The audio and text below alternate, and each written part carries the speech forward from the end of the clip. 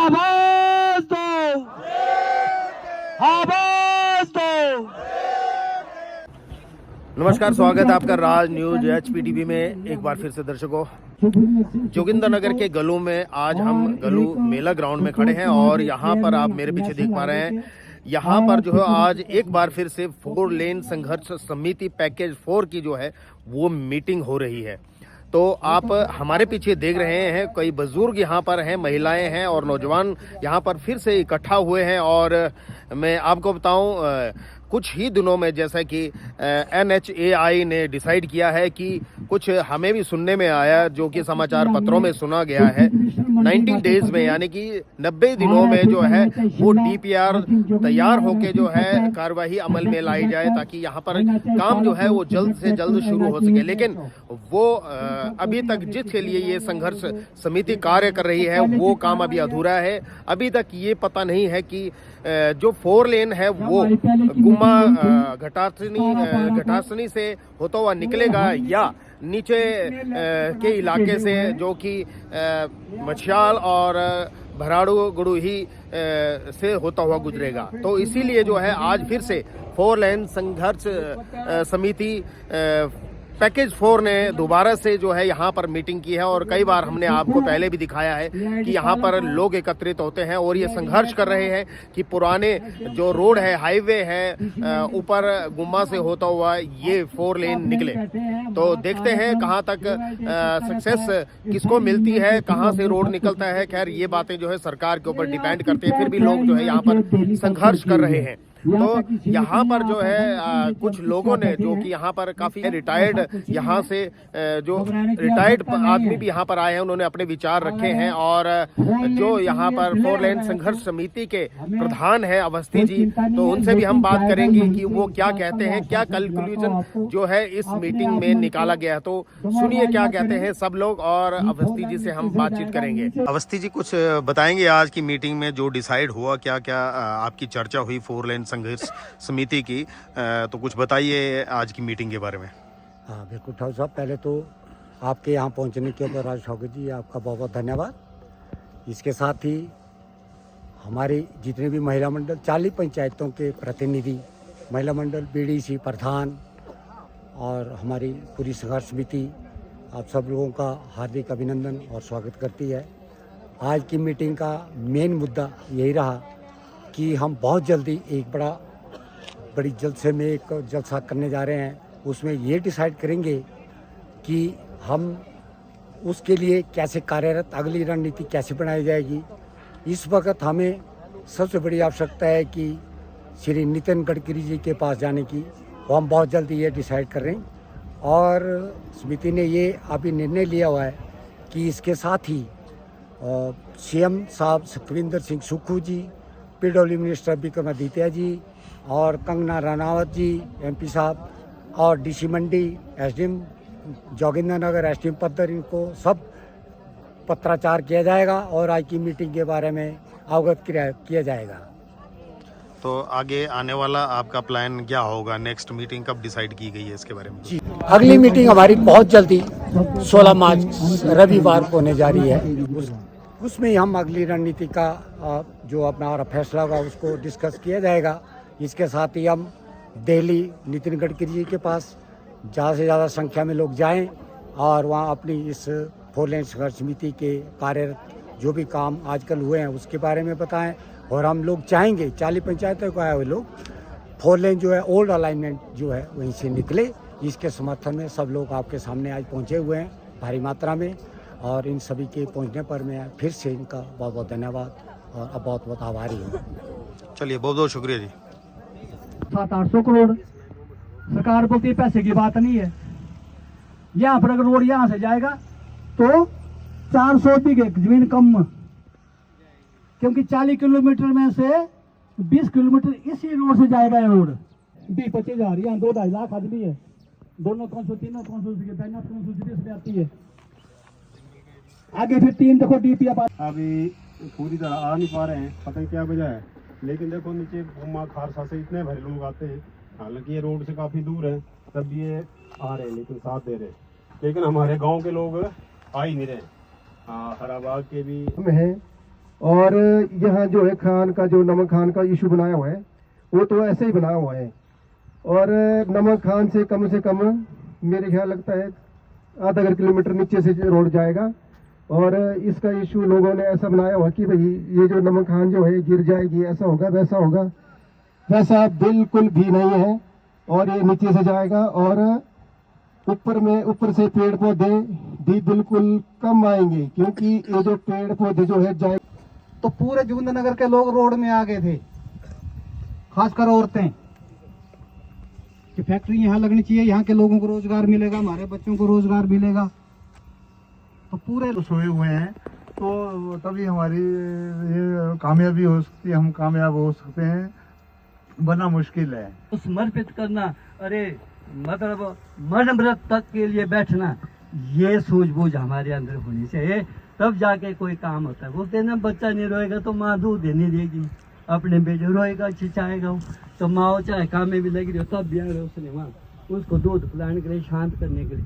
वैसे जब तक हम संघर्ष में चिल्लाएंगे नहीं, बोलेंगे नहीं, एक दूसरे के साथ चलेंगे नहीं, तब तक कोई भी काम संभव नहीं होता है। की तरह बारिश और पूरा पहाड़ इतना पहाड़ वो सारा गिर गया नीचे, सड़क का पता नहीं रहा, लोग भी भाग करके जान बचाए।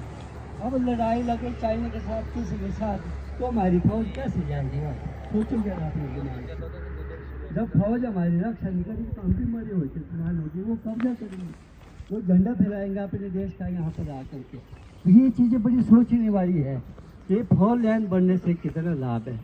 ये ठीक बोला कि नीचे से जो है खर्चा ज़्यादा है, यहाँ से कम है। ये सड़क है, इसके साथ देखो कितना फ़ायदा होगा, आधा गवर्नमेंट को फ़ायदा होगा और आधा उसका पैसा लगेगा। और तो ये रोड जो है आप लोगों के लिए बहुत ही टंडल जाएगा और ऊपर निकल जाएगा, वो जो पार मगरू ना है उससे नीचे, और आगे पत्थर को जोड़ने के लिए बड़ी आसानी, न डाल है न बूट है, गवर्नमेंट का नुकसान भी नहीं होगा। देखो, तो आप लोगों को मन में ठाना मुझे बड़ी खुशी है कि आप इतने आए। मैंने बोला अवस्थी ने बुलाए तो है, पर बंदे तो यहाँ नजर नहीं आ रहे, पर मुझे बड़ी खुशी हो रही है कि आप लोग अच्छे देखो भिन्न भिन्न विभागों से रिटायर हुए। बहुत बहुत धन्यवाद। जय हिंद, जय हिमाचल। बहुत धन्यवाद शास्त्री जी, आपने इनके बहुमूल्य विचार सुने। बनाई से बिलोंग करते हैं और इन लोगों का इतना सहयोग है हमारे साथ, आप घबराए नहीं। आप लोगों से मैं ये निवेदन करना चाहूंगा कि हमारे क्षेत्र में ये एनएच का जाना क्यों जरूरी है। आज हमारे युवा इस चीज को नहीं समझ पा रहे हैं, हमारे बुजुर्ग इस चीज को नहीं समझ पा रहे हैं कि हमारे क्षेत्र से एनएच का जाना क्यों जरूरी है। आज गुम्मा, गलू, घटासनी से होकर के ये जो रोड गया है, इसी रोड के बदौलत आप लोग ये सुविधा ले रहे हैं, लिंक रोड निकल रहे हैं, मेन रोड से जो भी सुविधाएं यहाँ तक पहुंच रही हैं, ये रोड की बदौलत ही है। बिलासपुर में कभी किसी ने सोचा था कि एम्स बनेगा? क्या किसी लोगों ने सोचा था कि वहां पर इतनी बड़ी इंडस्ट्री बनेगी? आज जिस रास्ते से होकर के 4 लेन हाईवे निकला है, जहां पे 25,000 रुपए बिस्वा का रेट होता था, आज वो 8 से 9 लाख रुपए बिस्वा के रेट में जमीन बिक रही है। वहां पर सबसे ज्यादा आप लोगों को बेनिफिट होगा एनएच का।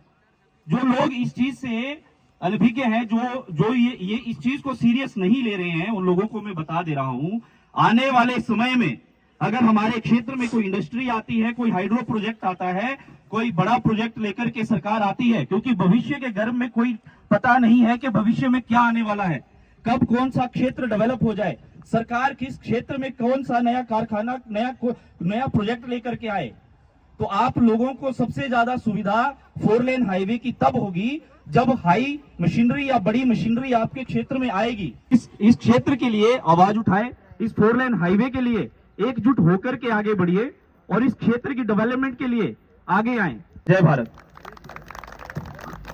धन्यवाद धीरे सूद जी, आपने इनके ओजस्वी शब्द सुने, भाषण सुना। ये देखो मैं बताता हूँ, यहाँ की ये जो घट्टा से गुम्मा होते हुए जो डीपीआर बनी थी, जो गवर्नमेंट ऑफ हिमाचल प्रदेश ने अप्रूवल दी थी, और बाद में पीडी चेंज हुआ और उसने अलाइनमेंट चेंज कर दी, वहां से कर दी। लेकिन क्या अगर आप लोग ना जगह होते हैं तो क्या ये रुक सकता था? जब द्रंग से परे, नाले से परे इतने जोर शोर से काम चला और कांगड़ा में काम चला हुआ है, तो क्या ये जो रुका है ऐसे रुक गया क्या? ये भी आप लोगों की सफलता है, इसको आप छोटे में ना ले। ये इसमें आप लोगों को ऐसा नहीं सोचना चाहिए कि हमें सफलता नहीं मिली, सफलता मिली है, लेकिन जब जो लड़ता है, जब लड़ता है कोई, लड़ाई में जरूरी नहीं सफलता मिल जाए। सच्ची होगी या कम से कम 1000। आपके नहीं है शादी? एक व्यक्ति है जिसके यहाँ शादी नहीं है, बाकी सबके यहाँ शादी है। अगल बगल में कहीं ना कहीं रिश्ते, कहीं ना कहीं किसी इसमें हम जुड़े पड़े हैं, तो उस हिसाब से हम काफी लोग हैं। और ये भी एक बात चल रही थी कि और ये होगी, यहां से हाथ खड़ा करें जो सोचता है कि होगी, है इसका मतलब पक्का होगी। तो बढ़िया बन जाए वो भी अच्छा होगा कि नहीं? कि 4 लाइन ही बनना चाहिए? हाँ जी, 4 लाइन ही बनना चाहिए। अगर 2 लाइन अच्छी हो जाए तो ठीक नहीं है। मैनेजर साहब बोले नहीं नहीं ठीक नहीं है। कोई बात नहीं, 2 लाइन जिस तरीके से मंडी से, मतलब नारला से मंडी का बन रहा है, तो मुझे लग रहा है उसको देख करके 4 लाइन की जरूरत ही नहीं, कोई जरूरत नहीं। स्ट्रेट सड़क बन रही है, सीधी सड़क बन रही है, सीधी सड़क बन रही है, और हमारी भूमि का जो कटाव है ना वो भी कम हो रहा है, वो भी कम हो रहा है। और जब आपके स्टेट वे में सीधी आपको सड़क मिल जाएगी तो आपको दिक्कत होगी। दूसरा, ऐसा मुझे लगता है, ऐसा मेरा विचार भी है, सड़क जितनी बड़ी होगी उसके लिए उतनी ज्यादा गाड़ियां चाहिए कि नहीं? हमारे यहाँ 4 लाइन बनने के लिए जो सरकार का क्राइटेरिया है वो करीब 50,000 का है। कितनी गाड़ियां रोज चलनी चाहिए? 50,000। यहाँ कितनी गाड़ी चलती होगी? घबराना मत, मैं घबराने के लिए बात नहीं कर रहा हूं।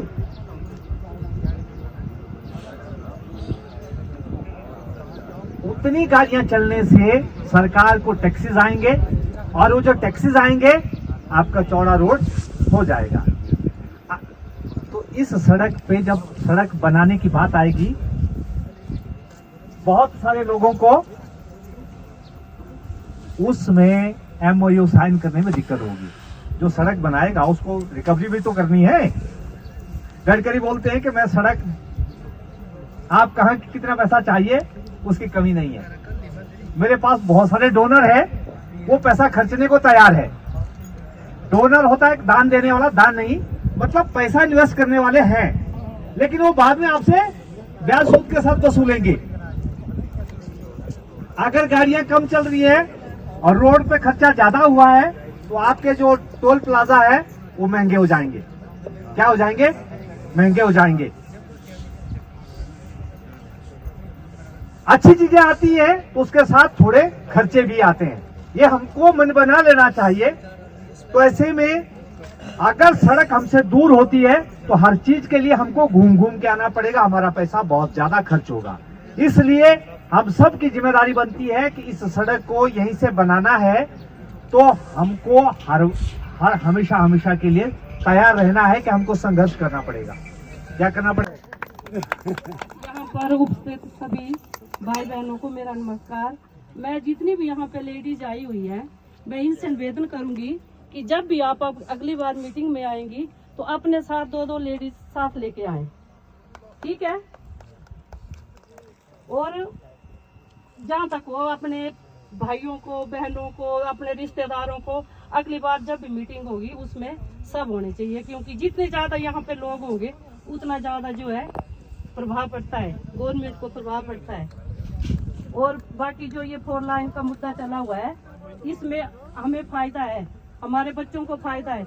कल को हमारे बच्चे बोलेंगे कि वो बुजुर्ग अच्छे थे जो इस रोड के लिए लड़े हैं।